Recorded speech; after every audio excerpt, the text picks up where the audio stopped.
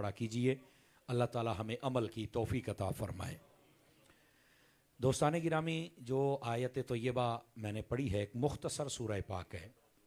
बिस्मिल्लाह, दुरूद पाक सारे हजरात मोहब्बत के साथ पढ़ लीजिए। सारे हजरात, सलातु वस्सलामु अलैका या सय्यदी या रसूल अल्लाह व अला आलिका व अस्हाबिका या सय्यदी या हबीबल्लाह।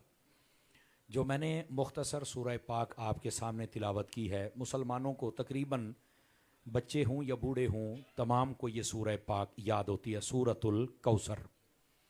ये वो मुबारक सूरह पाक है जिसमें अल्लाह रब्बुल इज़्ज़त ने अपने हबीब पाक सल्लल्लाहु अलैहि वसल्लम आप पर जो करम नवाजियाँ और इनायात व नवाजिशात की हैं उनका तज़किरा तकरीबन एक लफ्ज़ में मेरे रब ने समेट कर इरशाद फरमाया। फरमाया इन्ना आतैना कल कौसर, फरमाया बेशक हमने आपको अता कर दिया खैर कसीर। अब इस खैर कसीर का क्या मतलब है? फरमाया इस कायनात आलम में जितनी भलाइयाँ, अच्छाइयाँ, नेकियाँ, इज़्ज़तें, शराफतें, जो करामतें, जो भी आप बेहतरी समझें, अल्लाह फरमाता है हबीब मैंने हर चीज़ आपको अता फरमा दी है। और उसके बाद क्या फरमाया? फसल्लि लिरब्बिका वन्हर, आपने ये करना है कि ए महबूब आप अपने रब की नमाज भी पढ़ते रहें और जब जब मौका आए कुर्बानी का तो आप कुर्बानी भी अदा किया करें। और उसके बाद फरमाया इन नशानिया का हुवल अबतर, ए महबूब जो आपका दुश्मन है वो बेनामो बेनिशां हो जाएगा, वो मिट जाएगा। असल इसका जो पसे मंजर है इस सूरह पाक का वो ये था कि आका करीम अलैहिस्सलाम को अल्लाह रब्बुल इज़्ज़त ने जो औलादे पाक अता फरमाई उसकी तादाद थी 7। 4 मेरे नबी की नूरजादियाँ हैं मुबारक और 3 नबी पाक अलैहिस्सलाम के नूरजादे हैं। आपकी जो औलादे पाक में से आपके शहजादे और नूरजादे थे वो छोटी उम्र में अल्लाह की बारगाह में दोबारा लौट जाते थे। उसकी वजह भी उलमा ने लिखी है कि वजह क्या थी। फरमाया अगर नबी पाक अलैहिस्सलाम के बेटे वो तशरीफ़ फरमा रहते और जवान हो जाते तो 2 सूरतें होती, या तो जवानी के बाद उनको नबूवत मिलती या ना मिलती। अगर नबूवत मिलती तो ख़त्म नबूवत का ताज आगे जाता था, ये भी नहीं हो सकता।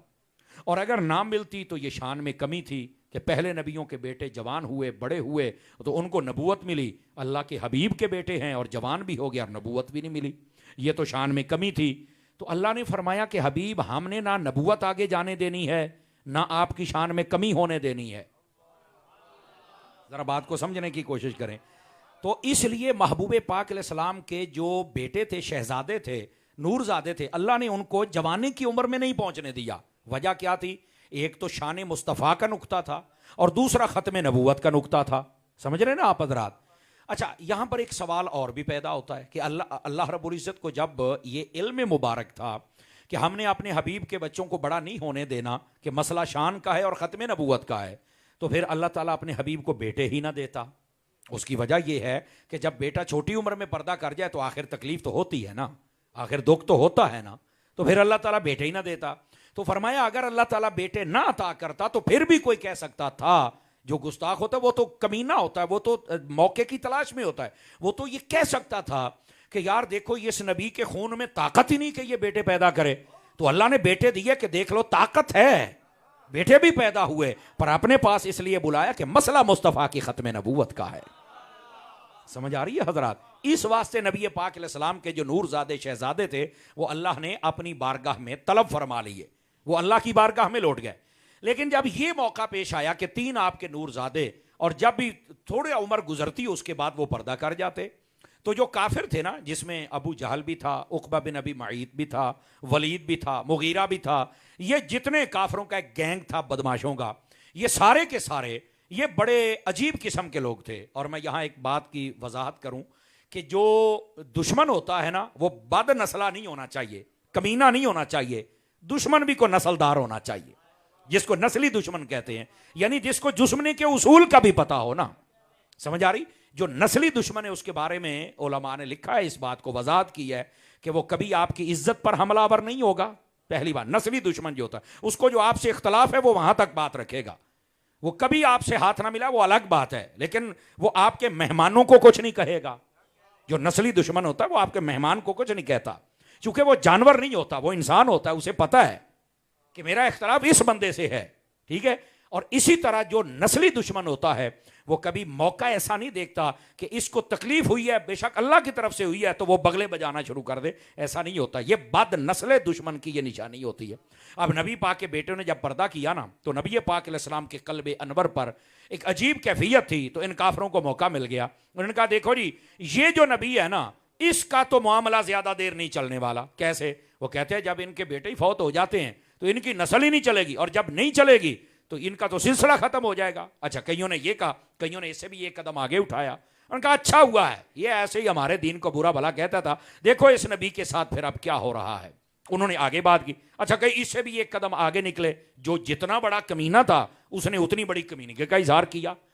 उन्होंने ये कह दिया कि ये नबी तो वो है कि जो मकतू और नस्ल है, जिसको अबतर कहते हैं, कि इसकी नस्ल तो चलने वाली नहीं है। अब ये बातें एक दूसरे से बढ़कर तकलीफ देने वाली। जब महबूब के कल्बे अनवर पर यह गिरां गुजराना, तो अल्लाह ने कुरान की आयत नाजिल करके हबीब को तसल्ली दी। फरमाया हबीब, ये तो कहते हैं कि आपके पास ये बेटे की नेमत नहीं है, ये तो ये कहते हैं कि आपकी नस्ल नहीं चलेगी, ये तो ये कहते हैं कि आपका मामला खत्म हो जाएगा, पर ए हबीब, इन्ना आतोइना कल कौसर, हमने सारे जहां की जो खैर थी वो आपको अता फरमा दी।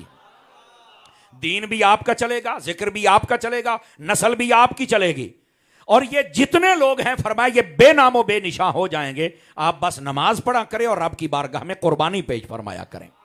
अब ये है इस सूरह पाक का बैकग्राउंड और पसे मंजर। लेकिन यहां पर यह बात भी सुन लीजिए कि असल मामला था नबी पाक सल्लल्लाहु अलैहि वसल्लम आपकी औलाद पाक और बिलखुसूस आपके शहजादे नूरजादे जब पर्दा करते तो उस पर जो एतराज किया उसके जवाब में अल्लाह ने फरमाया हबीब हमने आपको हर चीज अता फरमा दी है, खैर कसीर अता कर दी है। अगर आप तवज्जो करें तो मैं यहां मुफस्सिरीन की एक बात आपकी खिदमत में अर्ज करूं, और वो ये है, मुफस्सिरीन कराम फरमाते हैं, बात बड़ी सुनने वाली है। वो कहते हैं कि अल्लाह ने अपने हबीब पाक को जो खैर कसीर अता की है वो सब कुछ है, लेकिन असल मसला यहां औलाद का है। तो फिर क्या है? तो उन्होंने इस बात को लिखा है, फरमाया फला तजिदु ज़ुर्रियतम मिनल खल्क मिसल ज़ुर्रियतल मुस्तफ़ा फिल बरकत वल कसरत इला यौमिल क़ियामा। फरमाया लोगों, कायनात में सब लोगों की आल औलाद और नस्ल होगी, पर जितनी कसरत और बरकत और शान अल्लाह अपने हबीब की औलाद को अता फरमाएगा वो किसी और को ना अता फरमाएगा। ये इस आयत की तफसीर में लिखा हुआ है। और याद रख लो, अगर आप थोड़ा गौर करें ना, चूंकि हम थोड़ा सोचने के आदी हैं, थोड़ा सोचना भी चाहिए। इस्लाम भी कहता है अफला यतदब्बरून अल कुरान अफला ताकिलून, कि तुम कुरान में गौर नहीं करते, थोड़ा किया करो। तो ये गौर करना ये हमारी फितरत में भी हमें करना भी चाहिए। अब देखो, नबी पाक सल्लल्लाहु अलैहि वसल्लम आपकी नस्ल पाक के लिए शहजादे तो चले गए, तो ये नस्ल चली कहां से? मेरे नबी पाक ने पहले ही फरमा दिया कि मैं मोहम्मद की नस्ल पाक जो चलेगी, मेरी लाडली नूरजादी व शहजादी सैयदा खतून जन्नत से मेरी नस्ल आगे चलेगी। नबी पाक सल्लल्लाहु, ये आपकी खसूसियात है, ये सैयदा की खसूसियात है, ये नबी पाक अलैहिस्सलाम का कमाल है। अब जो लोग आज तक कहते हैं कि नबी हमारे जैसे, मैंने कहा तुम्हारी नस्ल तुम्हारी बेटी से क्यों नहीं चलती है, तुम्हारा नसब वहां से क्यों नहीं चलता है? ये अगर शान है तो ये मुस्तफ़ा जान रहमत सल्लल्लाहु अलैहि वसल्लम की शान अक़दस है। ये पहली बात। और दूसरी बात तवज्जो तलब है, आप देखें ना, करबला एक ऐसा मोड़ था कि जहां पर अगर देखा जाए तो हजरत सैयदा कायनात से जो शहजादे थे, उनके शहजादों में से अगर देखा जाए, इमाम हसन हुसैन दो भाई थे। इमाम हुसैन का भी एक शहजादा वहां बचा जिसका नाम हजरत इमाम ज़ैनुल आबिदीन है, लेकिन ये कई लोग शायद उनको आज पता चले, हम बस सुनी सुनाई बात पे रहते हैं। इमाम हसन का भी एक ही बेटा मैदान करबला से बचा था। ये हमारे कई लोगों को नहीं पता, क्योंकि पता नहीं क्या मसला है कि सिर्फ इमाम हुसैन और उनकी औलाद का जिक्र होता है, इमाम हसन का क्यों नहीं होता है? इसलिए हम कहते हैं कि कई कहते हैं हम मौलाई हैं, कई कहते हैं हम हुसैनी हैं। तो मैंने कहा तुम हसनी क्यों नहीं बनते हो? मौलाई भी बनो, हसनी भी बनो, हुसैनी भी बनो, ताकि आपको सबके बारे में पता चले ना। अपनी मतलब की बातें लेके चल पड़ते हो, और इसके पीछे जो राज होते हैं वो हम समझते नहीं है। हालांकि जो सुन्नी होता है ना, वो जैसे मोहम्मदी है, वैसे सिद्दीकी है, वैसे फारूकी है, वो उस्मानी भी है, मौलाई भी है, हसनी भी है, हुसैनी भी है। तवज्जो नहीं फरमा रहे आप सारे हजरात, हम तो सारे हैं ना, लेकिन फिर भी लोगों को समझ नहीं आती। तो एक शहजादा हजरत इमाम हसन का, जिनका नाम हजरत हसन मुसन्ना रज़ी अल्लाह तआला, वो भी मैदान करबला से ही बचे थे। वो मार के फेंक गए थे अपनी तरफ से यजीदी। तीसरे दिन जब कबीला गादरिया वाले लोग आए तो उन्होंने देखा कि इन जितने मकतूलीन इनमें किसी की सांस आ रही है। तो जब ढूंढा गया तो हजरत हसन मुसन्ना, इनका इलाज किया तो ये दुरुस्त हो गए। तो इमाम हसन की नस्ल इस शहजादे से चली थी और इमाम हुसैन की नस्ल इमाम ज़ैनुल आबिदीन से चली थी। हालांकि देखा जाए तो एक एक शहजादा बच गया, बाकी सबको उन्होंने शहीद कर दिया। इसके बावजूद आज आपको हर शहर, हर गली और हर मुल्क के खित्ते के अंदर आपको सैयदजादा जरूर नजर आएगा। ऐसा ही है ना। लेकिन यजीद के 14 बच्चे थे, 14 बच्चे होने के बावजूद आज उसका नाम लेने वाला कोई नहीं है। कोई ये नहीं कह सकता कि यजीद मेरा अब्बा या मेरी नस्ल में, ना ना ना, उसका नाम लानत का इस्तिआरा बन गया, बेहयाई का इस्तिआरा बन गया। कोई नाम लेना पसंद नहीं करता। और रह गई बात नबी पाक की, नस्ल पाक की, हुजूर ने फरमाया था मेरी नस्ल इनसे चलेगी, और वो नस्ल चली भी और कहा बरकत भी अल्लाह अता करेगा। एक एक शहजादा बच गया था, अल्लाह ने फिर ऐसी बरकत अता की, आज हर जगह तुम्हें सादात नजर आ रहे हैं। तो ये नबी पाक सल्लल्लाहु अलैहि वसल्लम की जो औलाद पाक है, ये सैयदा कायनात से चली है। और बेटों से ना चलने की वजह मैंने आपकी खिदमत में अर्ज की। और उसके बाद ये जो नबी पाक की नस्ल अक़दस है, ये सैयदा कायनात और आपकी औलाद से। लेकिन एक मोड़ था, लगता था कि यहां मामला कुछ ना कुछ हो जाए, लेकिन चूंकि कह दिया गया इन्ना तो इना कल कौसर, ए हबीब हमने कहरे कसीर आपको अता कर दी है। वो शहजादा तो एक एक बचा था, लेकिन ऐसी अल्लाह ने बरकत अता फरमाई कि हर जगह पे तुम्हें सादात नजर आ रहे। तो मेरे अजीज, मेरे दोस्त, अर्ज करने का मकसद यह है कि महबूब करीम सल्लल्लाहु अलैहि वसल्लम की जो औलाद पाक है, अल्लाह ने इनको कसरत भी अता फरमाई और अल्लाह ने इनको बरकत भी अता फरमाई है। कसरत इसलिए कि इनको कोई मिटा नहीं सकता, हुजूर ने फरमाया। बरकत इसलिए है कि इनकी रगों में जो चलने वाला खून है ना, तवज्जो है ना, ये अगर आप देखें तो कहीं ना कहीं चल के पीछे ये मुस्तफ़ा जान रहमत से चल के जुड़ जाता है। इस वास्ते ये बाबरकत लोग होते हैं, याद रखिए। और आपको मैं ये बात बताऊं, ये आप जानवरों पर भी थोड़ा सा गौर करें ना, तो हलाल जानवर का जो खून होता है, गोश्त, उसकी तासीर और है, और जो हलाल होता है उसकी और है, हराम की और हलाल की और। इसी तरह ये जो इंसानों का खून होता है, इसमें भी फिर कबीले देखे जाते हैं ना कि ये किस कबीले का, ये किस कबीले का है। तो ये जो सादात का कबीला है, ये तो हुजूर अकरम सल्लल्लाहु अलैहि वसल्लम आपकी औलाद का कबीला है, ये कोई आम कबीला नहीं है। और इसी वास्ते नबी पाक सल्लल्लाहु अलैहि वसल्लम आपने इस बात को वाज़े फरमाया। हजरत सैयदा कायनात रज़ी अल्लाह तआला अन्हा, आपसे नबी पाक ने फरमाया, ए सैयदा, जानती हो कि मैंने तेरा नाम फातिमा क्यों रखा है? ये मेरे नबी खुद सवाल फरमा रहे हैं। और कहा मेरे अब्बा जान बतलाइए। तो नबी पाक ने फरमाया कि फातिमा, इसका माना होता है छुड़ाने वाली, बचाने वाली। अल्लाह ने तुझे और तेरी औलाद को जहन्नम की आग से बचा लिया है और आजाद फरमा दिया है। ये है सैयदा कायनात रज़ी अल्लाह तआला अन्हा, आपके नाम की बरकत। तो अर्ज ये कर रहा हूं, हुजूर ने फरमाया कि जो मेरी नस्ल पाक है वो मेरी शहजादी से आगे चलेगी, वो मेरी नूरजादी से आगे चलेगी। और उसी पर इस मुबारक सूरत को नाजिल फरमाया गया, इन्ना आतैना कल कौसर, ए महबूब हमने आपको खैर कसीर अता फरमा दिया। वैसे ये जो लफ्ज़ कौसर है, इसका एक माना नहर कौसर है, एक माना हौज़े कौसर है, एक माना हुजूर की नबूवत है, एक माना हुजूर की अहले बैत है, एक माना हुजूर के सहाबा हैं, एक माना हुजूर के मोजज़ात हैं, एक माना कुरान की आयात हैं, एक इसका माना इल्म है, एक इसका माना उलमा हैं, एक इसका माना 5 नमाजें हैं। आप तवज्जो नहीं फरमा रहे। ये लफ्ज़ कौसर की 40 तफसीरें उलमा ने बयान फरमाई हैं, और ये 40 का अदद है कि जिसको एक बयान किया गया, वरना अगर ढूंढे तो इससे भी ज्यादा तफासीर हैं जिसको उलमाए कराम ने बयान फरमाया कि लफ्ज़ कौसर का मतलब क्या है। लेकिन हकीकत यह है, अल्लाह ने जो कुछ अता कर दिया है वो कोई समझ ही नहीं सकता कि अल्लाह ने लफ्ज़ कौसर में क्या कुछ अपने हबीब को अता फरमा दिया है। लेकिन आज चूंकि हम हजरत बुखारी रहमतुल्लाह अलैह आपके मज़ार अक़दस पर हाजिरी का शर्फ हासिल कर रहे हैं, तो इसी हवाले से कि मैं उनकी नस्ल पाक की बात करना चाहता हूं। नबी पाक सल्लल्लाहु अलैहि वसल्लम आपने इरशाद फरमाया, और ये हदीस पाक हजरत सैयदना अबू ज़र रज़ी अल्लाह तआला अन्हु आपने इरशाद फरमाई। हजरत अबू ज़र ग़िफ़ारी आप खाना काबा में दाखिल हुए, आपने ना खाना काबा का गिलाफ पकड़ा, और गिलाफ पकड़ के कहा, मन आरफनी फ़क़द आरफनी व मन लम यारिफनी फ़अना अबू ज़र। फरमाया जिसने मुझे पहचान लिया पहचान लिया, और जो नहीं पहचान सका सुनो कि मैं अबू ज़र हूं और मुस्तफ़ा का सहाबी हूं। सब लोगों ने तवाफ बंद कर दिया और आ गए आपके पास। हजूर आज आप लगता है कोई बात करना चाहते हैं। फरमाया हाँ करना चाहता हूं, एक हदीस है जो तुम्हें सुनाना चाहता हूं। तवज्जो फरमा रहे सारे हज़रात। तो कहा क्या हदीस है? फरमाया नबी पाक अलैहिस्सलाम ने इरशाद फरमाया, मसलु अहले बैती कमसल सफीनत नूहिन फमन रकिबहा नजा वमन तखल्लफ अन्हा फक़द गरक।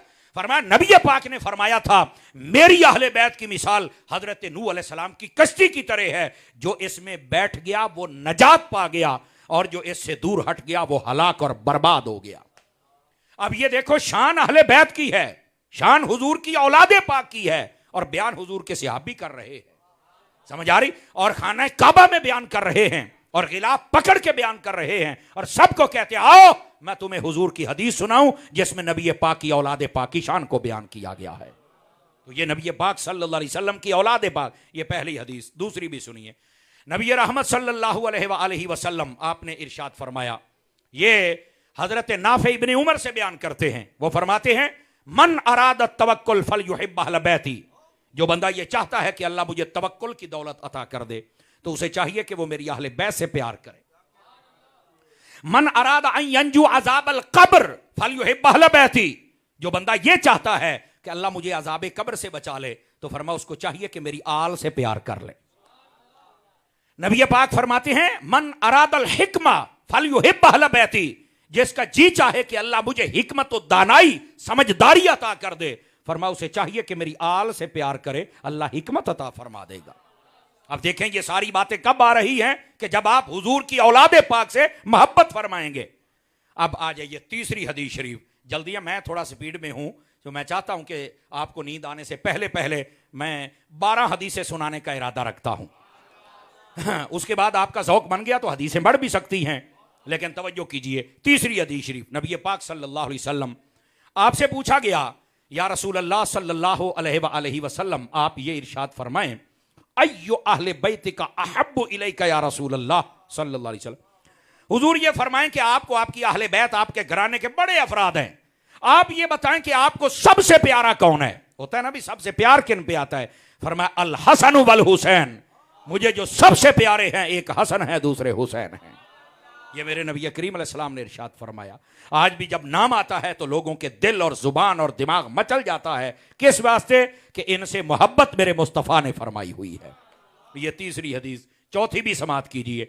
आले रसूल का मामला आम ना समझना। नबी पाक सल्लल्लाहु अलैहि वसल्लम आपने इरशाद फरमाया, आप फरमाते हैं अगर कोई बंदा खाने काबे के अंदर खड़ा हो जाए, तवज्जो है जी सारे हज़रात की, खाने काबे के अंदर खड़ा हो जाए और वहां पर खड़ा होकर वो नमाज पढ़ना शुरू कर दे,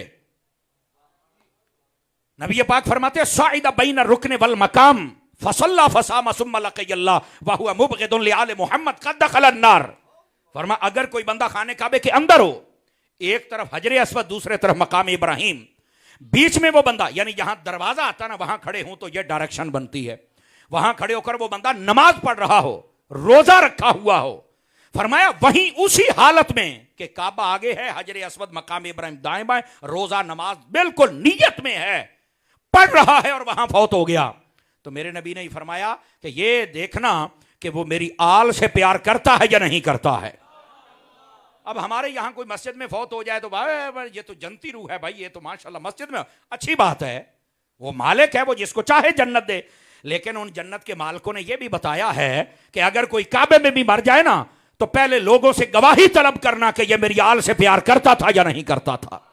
अगर आले रसूल से प्यार नहीं करता तो नबी पाक फरमाते ये बंदा यहां से सीधा जहन्नम में जाएगा, ना काबा बचाएगा, ना हजरे अस्वद, ना मकाम इब्राहिम, ना ही नमाज, ना सजदा, ना वुजू, कोई नहीं बचाएगा, जहन्नम में जाएगा। अब ये हदीस शरीफ मुस्तदरक के अंदर अल्लामा हाकिम नेशापुरी रहमतुल्लाह ताला अलैह आपने लिखी। आपको पता है मुहद्दिसीन के दर्जे होते हैं, हाकिम एक ही गुजरा है हुजूर की उम्मत में, एक बंदा हाकिम गुजरा है, और हाकिम उसको कहते हैं जिसको हुजूर की सारी हदीसें आती हैं, एक बंदा गुजरा है जिसने ये हदीस लिखी है।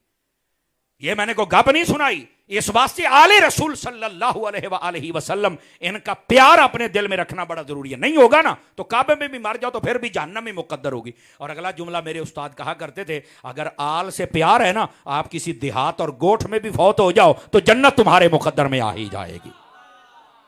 आल से मोहब्बत, ये चौथी हदीस थी। जागे तो पांचवीं भी सुनाऊं आप हज़रात को, और ये पैंतन पाक के बारे में ही है। नबी पाक सल्लल्लाहु अलैहि वसल्लम आप क्या फरमाते हैं?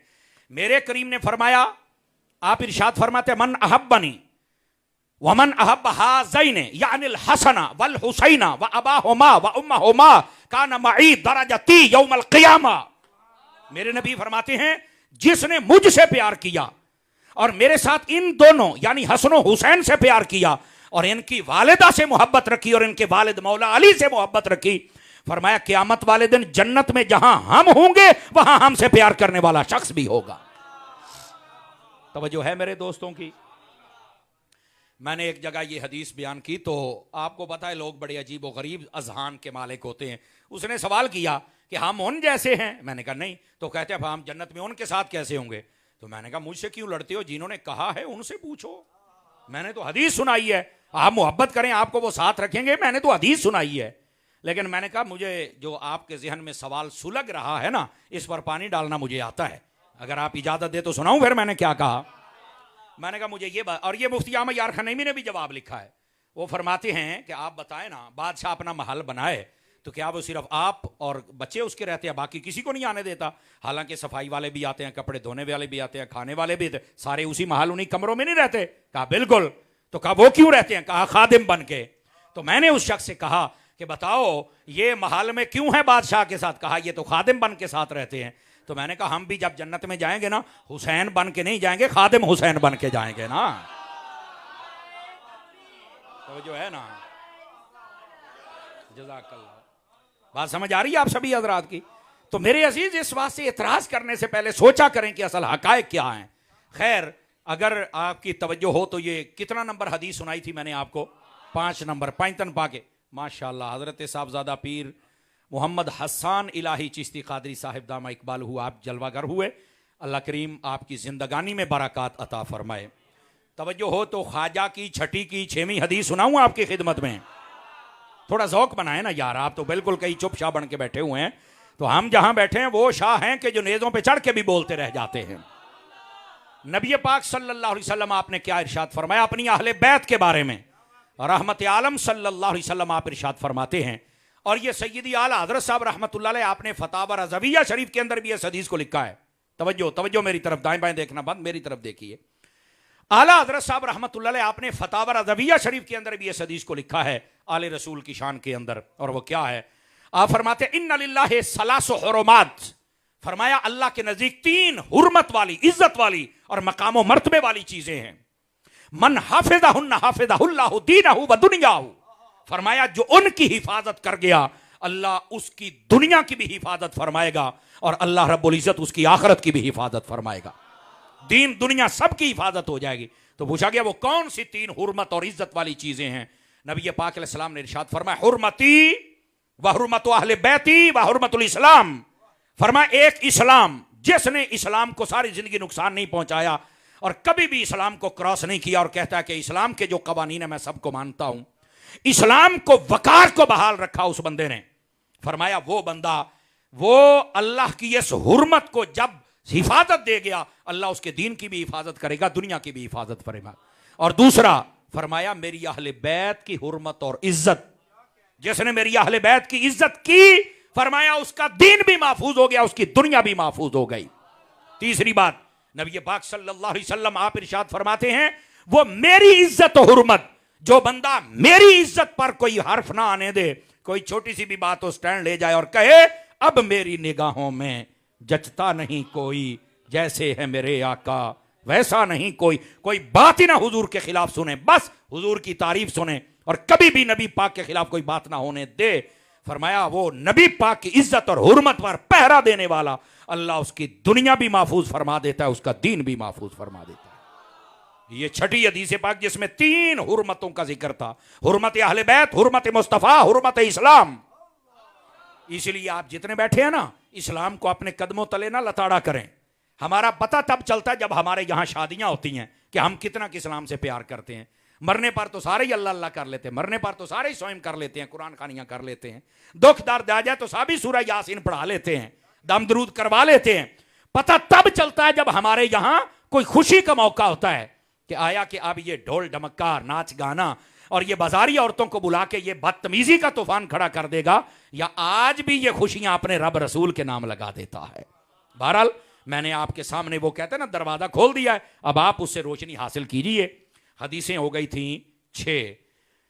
अल्लाहु अकबर। खाना काबा के जो तवाफ होते हैं उसके चक्कर 7 होते हैं, आसमान भी 7 है, जमीनें भी 7 हैं, कुरान की मंजिलें भी 7 हैं। जो नहीं फरमा रहे, मैं उस निस्बत से सुना रहा हूं। वैसे जहन्नुम के दरवाजे भी 7 हैं, दुआ करें इस हदीस का सदका अल्लाह वैसे ही हम पे बंद कर दे। समझ आ रही?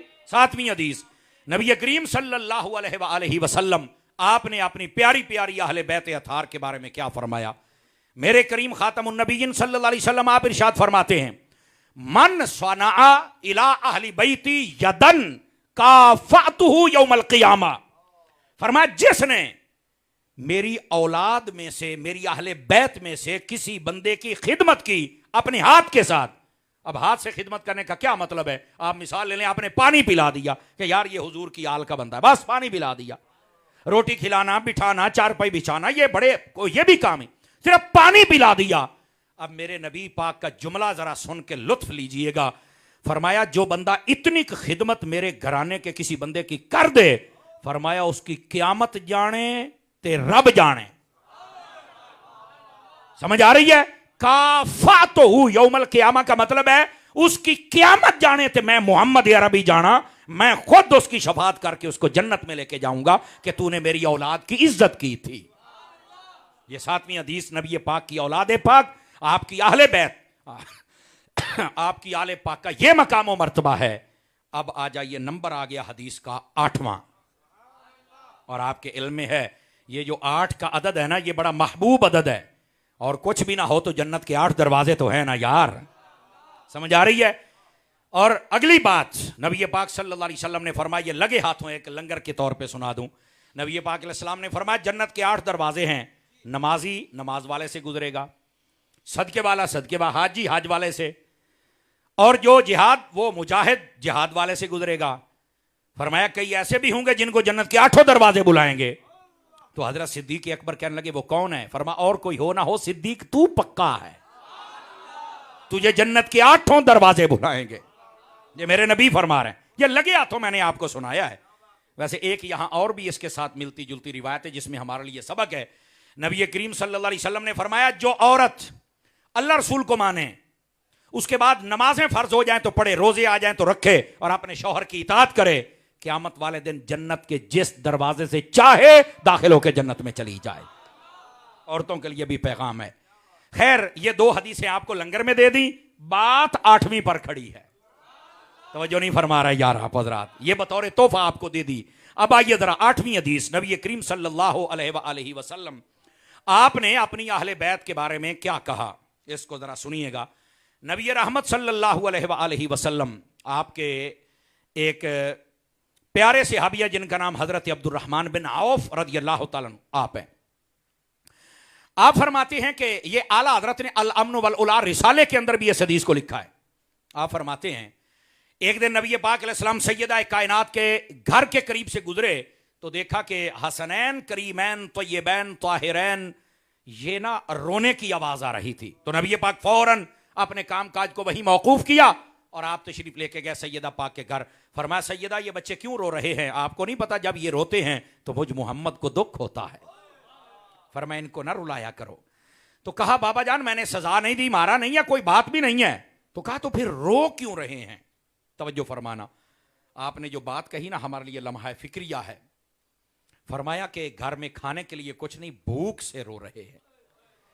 अब ये मत समझना कि क्या वो गरीब थे, नहीं नहीं नहीं नहीं नहीं नहीं, जो जन्नत के सरदार हूं ना वो कभी गरीब नहीं होते। जिनकी वालदा जन्नत की मलका हो ना वो गरीब नहीं होते, और जिनके नाना सुल्तान कुल हों, बाबा विलायत के बादशाह हूं, तो वो गरीब नहीं होते। ये फिर क्या है? ये उनकी सादगी है, ये सादगी है। और ये हमारे लिए सबक है कि अगर किसी वक्त खाना ना भी हो तो मसला नहीं है, कुछ बर्दाश्त कर लेना, लेकिन खाना हलाल का है। नबी पाक सल्लल्लाहु अलैहि वसल्लम फौरन बाहर तशरीफ लाए। आपने फरमाया कोई है जो मेरे बच्चों को खाना खिलाए? अब्दुर्रहमान बिन औफ कहते हैं मैं भागता हुआ घर गया, ज़ौजा से कहा बता क्या है? उसने कहा एक रोटी बनाने के लिए आटा है। फरमाया जल्दी बनाओ।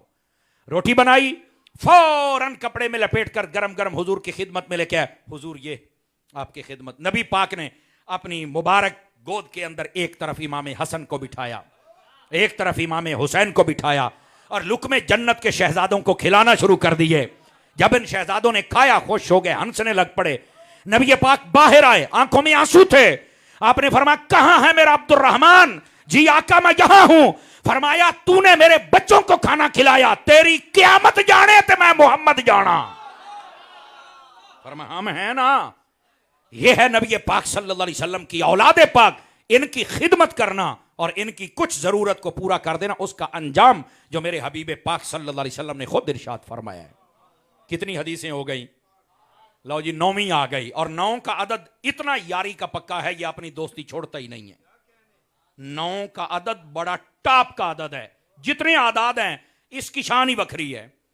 9 का अदद अपनी यारी नहीं छोड़ता। आप देखें 9 का टेबल पढ़ना शुरू कर दें, 9 1 9 और 9 2 18, 18। ये जो 18 होते हैं ना, 8 और 1 जमा करें तो फिर 9 बनता है। और 9 3 27, आप उसको 7 और 2 27, 9 और 7 और 2 जमा करें तो फिर 9 बन जाता है। तवज्जो नहीं फरमा रहे आप सारे हजरात। इसी तरह आगे चले जाए तो 36 है, 3 और 6 फिर 9। आगे चले जाए 45 है, 4 और 5 फिर 9। बोलो ना यार है। आगे चले जाएं, ये आ जाएगा 54, तो वहां पर 4 और 5 फिर 9। आगे आ जाएगा 63, 6 और 3 फिर 9। बोलो तो सही ना यार, ऐसे ही है ना। तो मैं आपको कहता हूं, आप जहां तक जाएं ये 9 अपनी यारी नहीं छोड़ता है। तो अब ये हदीस भी ऐसी सुनाऊं कि आपकी यारी भी अहले बैत से पक्की हो जाए ना। तो जो है कि कोई नहीं आप सारे हजरात की। नबी पाक सल्लल्लाहु अलैहि वसल्लम, ये मिशकात व दीगर बहुत सारी सिहा की किताबों में मौजूद है हदीस। नबी पाक सल्लल्लाहु अलैहि वसल्लम, आपके एक सहाबी है जिनका नाम है हजरत हुज़ैफा बिन यमान रज़ियल्लाहु ताला अन्हु, राज़दार रसूल, साहिबो सिर इनको कहा जाता है, हजरत हुज़ैफा बिन यमान। और ये बड़े कमाल की शख्सियत है। हजरत हुज़ैफा बिन यमान के पास हुजूर के राज थे, और पता किस दर्जे के, ये मतलब तकवे की बात होती है। हजरत फारूक आज़म रज़ियल्लाहु ताला अन्हु, जब नबी पाक पर्दा फरमा गए, जब भी कोई बंदा फौत होता तो आप सीधा हजरत हुज़ैफा बिन यमान के पास जाते और जाके कहते बता इस शख्स के बारे में हुजूर ने क्या कहा था। तो आप जब उसकी तारीफ कर देते तो हजरत फारूक आज़म जनाजा पढ़ के आते कि ये वो बंदा है जिसके पास मुस्तफ़ा के राज मौजूद है। ऐसा टॉप क्लास की शख्सियत। ये फरमाते मेरी उम्र छोटी थी, ये इब्तदा की बात। कहते हैं कि मैं गया नबी पाक अलैहिस्सलाम, मैंने ना अपनी अम्मा से कहा, अम्मा जी आज मेरा जी चाहता है कि मैं नबी पाक अलैहिस्सलाम को मिल के आऊं। तो मेरी मां ने कहा इजाजत तब दूंगी जब हुजूर से मेरी मगफिरत की दुआ करवा के आओ। थक तो नहीं गए आप हजरात? मैंने यहां से एक नुक्ता बयान करना है ना, और वो ये है, पता चला बुजुर्गों के पास जाना भी सुन्नत है, बुजुर्गों से दुआ करवाना भी सुन्नत है। तो ये जो बुजुर्गों के दुश्मन हैं, तो मैं उनसे पूछता हूं तुम जमूरे बच्चे कहां से आए हो, तुम्हारा तो वजूद ही कहीं का नहीं है। हजरत हुज़ैफा बिन यमान की वालदा ने कहा, हजरत हुज़ैफा ने कहा जी ठीक है मैं दुआ करवाऊंगा। वो कहते मुझे इजाजत मिले, भागता हुआ हुजूर की खिदमत में आ गया। देखा तो नबी पाक सल्लल्लाहु अलैहि वसल्लम आपके पास ना बड़े सहाबा कराम जलवागर थे। मैं अदब के साथ पीछे बैठ गया। मगरिब का वक्त हो गया, मुझे बात करने का मौका ही नहीं मिला। मैंने कहा चलो मगरिब की बात करते हैं। मगरिब के बाद फिर सहाबा कराम बैठ गए, मैं फिर पीछे बैठ गया। ईशा का वक्त हो गया। अब मैं जा भी नहीं रहा कि मां से वादा किया है, और आगे भी नहीं आ रहा कि बड़े बैठे हैं। तवज्जो है ना? जज़ाकल्लाह मेरे अजीज बेटे, अल्लाह आपको बरकत अता फरमाए। आप जरा गौर से सुनिएगा। वो फरमाते कि जब ईशा का वक्त हुआ ना, तो मैंने पीछे नमाज तो पढ़ी, फर्ज पढ़ाते ही नबी पाक खिलाफ मामूल जल्दी मस्जिद से निकले। सब सहाबा मसरूफ हैं, आप बाहर निकले। तो वो कहते हैं कि मैं चूंकि घर भी जाना था, उम्र भी छोटी थी और ज़हन में सारी, तो मैं भी हुजूर के पीछे चल पड़ा ना। अब अगली बात सुन के आपको लुत्फ आना चाहिए। ये 9वीं हदीस है और यारी की बड़ी पक्की है। अब देखना कि आप मेरे साथ कितनी यारी लगा के बैठे हैं। गिरामी कदर हजरात, आप जब चल पड़े ना, तो हजरत हुज़ैफा कहते मैं भी पीछे चल पड़ा। गलियों में उस वक्त लाइटिंग तो थी नहीं, नबी पाक ने पीछे मुड़ के नहीं देखा। ईशा के बाद कितना देर होता है आप जानते हैं। नबी पाक ने आगे चलते चलते कहा ये पीछे जो आ रहा है कौन है? हुज़ैफा तो नहीं? अगर हुज़ैफा है तो जा अल्लाह तेरी बख्शिश भी फरमाए, तेरी मां की बख्शिश भी फरमा दे।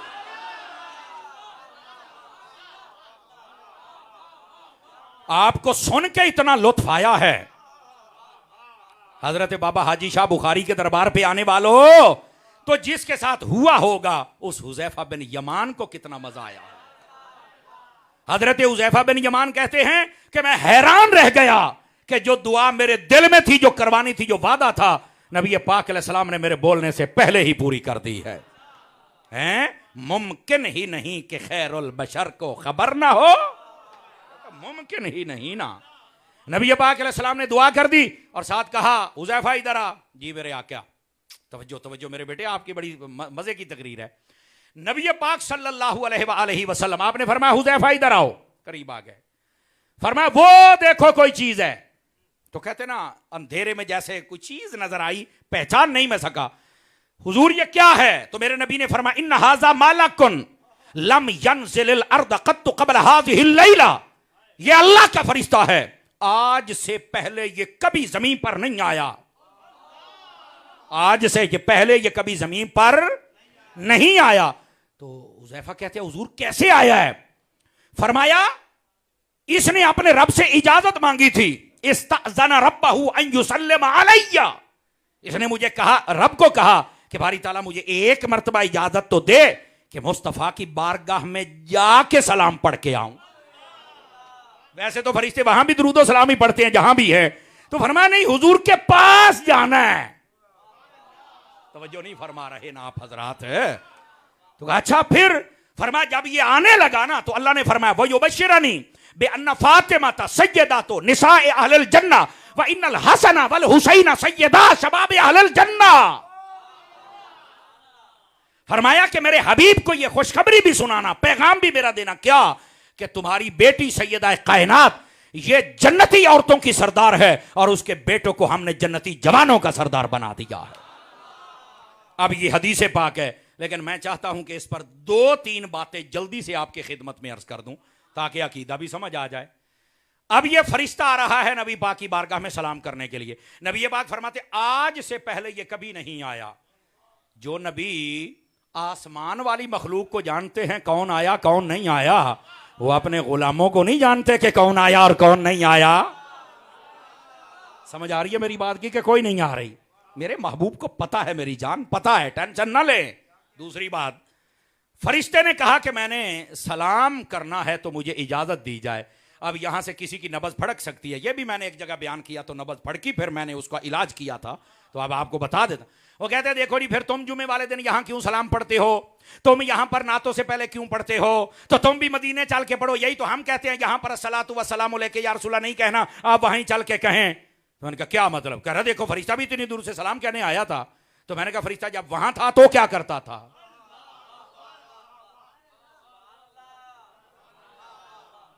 कुरान मजीद में है ना, मैं और मेरे फरिश्ते अपने हबीब पर दरूद पढ़ते हैं, तुम भी दरूद पढ़ो और सलाम पढ़ो। तो मैंने कहा फरिश्ता तो वहां भी यही काम करता था। कहता हाँ ये तो बात है। तो कह रहा फिर वो यहां सलाम करने क्यों आया? मैंने कहा ये मैं तुम्हें राज में बताता हूं। इसका ये मतलब नहीं है कि दूर से सलाम नहीं होता तो फरिश्ता करीब से सलाम करने आता, ना ना, इसका ये मतलब नहीं है। इसका ये मतलब है कि जो जहां भी रहे अगर वहां दुरूद सलाम पढ़ता रहे तो एक मौका आ जाता है, हुजूर अपने कदमों में बुला लेते हैं। इसका ये मतलब है। तवज्जो नहीं ना फरमाई साहब को सवाद आया कि कोई नहीं आया? मुस्कुराओ तो सही ना यार। वो फरिश्ता तो वहां भी जहां था दरूद सलाम ही पढ़ता था ना, तो इसका मतलब है दरूद सलाम वालों की हाजिरी रियल में भी हो जाती है ना। तो इस वास्ते फरमाइए जहां भी है इसको शर्फ दो कि इतना यहां पढ़ता है, आज फिजिकली दरूद सलाम भी पढ़ लें। और इधर सुनो सुनो, आखिरी बात है, इसमें बड़ा एक लतीफ बात है, ठीक है? और वो ये है, जब उस फरिश्ते ने कहा कि मैंने हुजूर की बारगाह में सलाम करने जाना है, तो अल्लाह ने कहा सिर्फ सलाम नहीं, हमारा पैगाम भी ले जाओ। पता चला जो हुजूर की बारगाह में यहां से जाए ना, आप सलाम भी भेज सकते हैं, अपना पैगाम भी भेज सकते हैं। ये लाल रुमाल वाला तो ऐसे ही भौंकता रहता है और यहां का जेल में कमीना ये तो बकवास करता रहता है, नहीं वहां नहीं होता तो कोई पैगाम नहीं तो पर्ची क्या है। अबे चल, अल्लाह ने जब भेजा है तो फरमाया सलाम भी दे, मेरे यार को पैगाम भी दे। हबीब की बारगाह में पैगाम भेजना तो रब की सुन्नत है ना। तवज्जो है ना? इसीलिए हमारा जब कोई जाता है हम सलाम भी भेजते हैं और हुजूर की बारगाह में पैगाम भी भेजते हैं। तो इस हदीस ने तो मसले हल कर दिए। अहले बैत की शान देखो, फरमाया सैयदा कायनात ये जन्नती औरतों की सरदार हैं और इनके बेटे जन्नती जवानों के सरदार हैं। हदीसें कितनी हो गई? बोलो ना, कईयों की गिनती गलत हो गई। अबे शबाशरी वाली गिनती ना करो, सही वाली गिनती करो भाई। 9, अब आ जाओ 10वीं। और ये जो 10 का अदद है ना, ये तो अशरा मुबशरा से मिलता है ना। समझ आ रही है? जज़ाकल्लाह। तो ये हाँ सुभान अल्लाह, शोहदाए करबला वो 10 मुहर्रम के हवाले से उधर भी मिलता है। समझ आई ना, इस 10 की बड़ी निस्बतें हैं, लेकिन मैं जो इशारा कर रहा हूं जरा इसको समझिए। अब 10वीं हदीस शरीफ आपकी खिदमत में अर्ज करूं। नबी पाक अलैहिस्सलाम ने अपनी अहले बैत के बारे में क्या फरमाया। रहमत आलम सल्लल्लाहु अलैहि वसल्लम आपके घराने की एक औरत हैं जो कि हजरत मौला अली शेर खुदा की बहन हैं, हजरत उम्मे हानी। तवज्जो करना, ये वही हैं कि जब हुजूर मेराज पर गए तो इनके घर सोए हुए थे। ये हजरत उम्मे हानी रदी अल्लाह ताला अन्हा। इन्होंने ना एक मरतबा कान में ना बालियां पहनी हुई थी और किसी औरत के पास गई, बात करने लगी ना तो दुपट्टा सिरक गया। आला हजरत ने फतवा रज़विया में इस चीज को लिखा है, इस हदीस को जो सुना रहा हूं, दुपट्टा सिरक गया।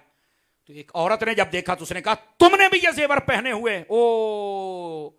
तो उसके जहन में पता नहीं किसने कैसे क्या मसला था, उसने कहा जी ये ना पहनो, जिसके साथ हो जनाब अल्लाह ताला बख्शिश नहीं फरमाएगा और तुम्हारी फिर शफात हुजूर भी नहीं करेंगे। उसने एक बड़ी अजीब बात कर, आला हजरत ने फतवा रज़िया में लिखा है, नबी पाक सल्लल्लाहु अलैहि वसल्लम के पास उन्होंने जल्दी से दुपट्टा संभाला और हुजूर के पास आ गई। या रसूलल्लाह क्या ये वालियां पहनना हराम है? फरमाया नहीं, हराम तो नहीं, हमने अगर किसी को मना भी की है तो इसलिए कि कहीं दुनिया के पीछे ना चले जाना, हमने तो इसलिए मना किया है, वरना औरत तो पहन सकती है।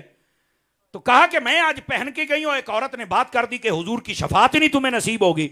नबी पाक जलाल में आ गए, आपने फरमाया पूरा खिताब किया आपने फरमाया कौन कहता है कि मेरी शफात मेरे घराने को नहीं मिलेगी? फरमाया अन्ना शफाअती तनालो तनालो तनालो, फरमाया मेरी शफात सबसे पहले मेरे घराने को ही तो मिलेगी। नबी पाक सल्लल्लाहु अलैहि वसल्लम ने मसला वाज़ेह फरमाया कि मेरी शफात जैसे मेरी उम्मत के हक में है वैसे मेरे घराने के हक में भी है और पहले मेरे घराने के बारे में होगी।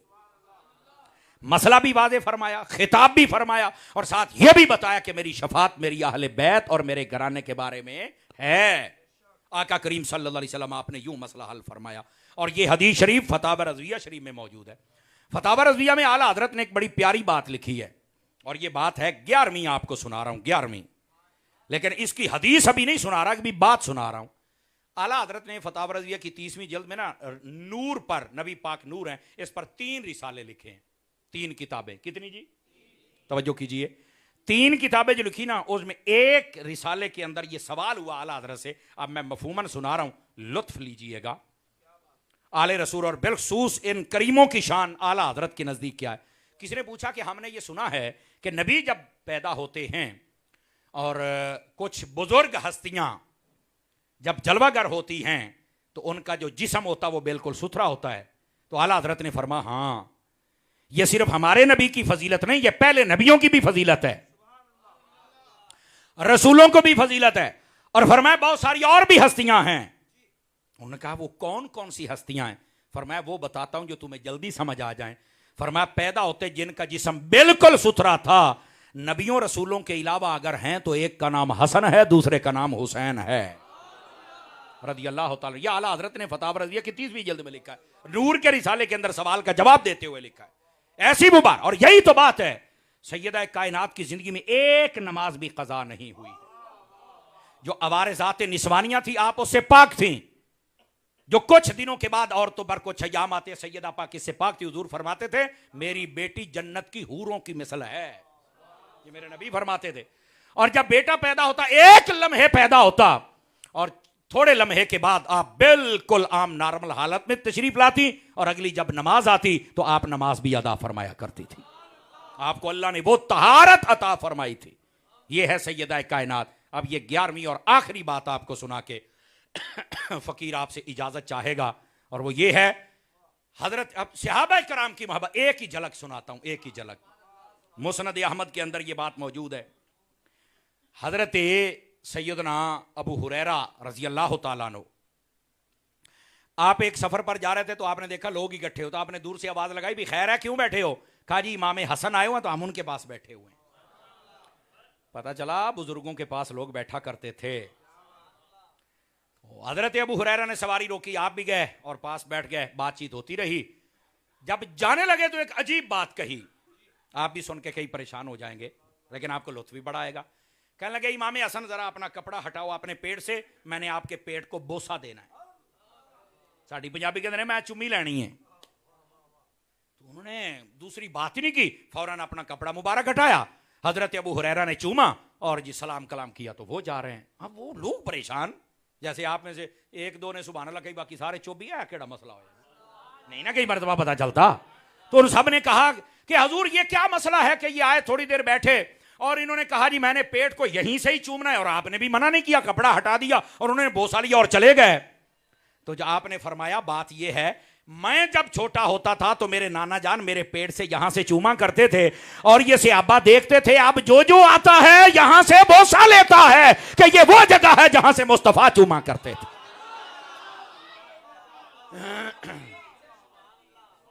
दोस्ताने गिरामी, बात में और भी बहुत करता, लेकिन किबला हाजी साहब आपका जो हुक्मनामा था मैंने वो पूरा करने की, मुझे बता रहे थे कि आज आले रसूल औलाद पाक की शान होनी चाहिए। मैंने 11 हदीसें आपकी खिदमत में अर्ज की और कुरान की एक आयत तय्यबा। अल्लाह ने चाहा तो फिर आपको सबक सुनाएंगे। मेरी दुआ है हजरत सैयदी व सैयदना हाजी अली शाह बुखारी रहमतुल्लाह अलैह, हाजी शाह बुखारी, ये नाम भी मुझे याद करना पड़ेगा, तो आपके दराजात अल्लाह बुलंद फरमाए।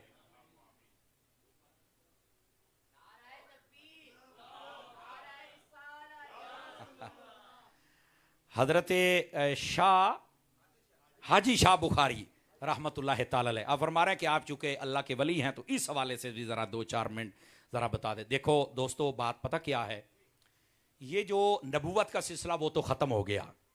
अब नबूवत के बाद 2 चीज़ें हैं, एक है इल्म और एक है विलायत। लेकिन अल्लाह ताला देता उसको है, जिसको इल्म देता है उसको विलायत भी अता फरमाता है, और जिसको विलायत दे उसको इल्म भी अता करता है।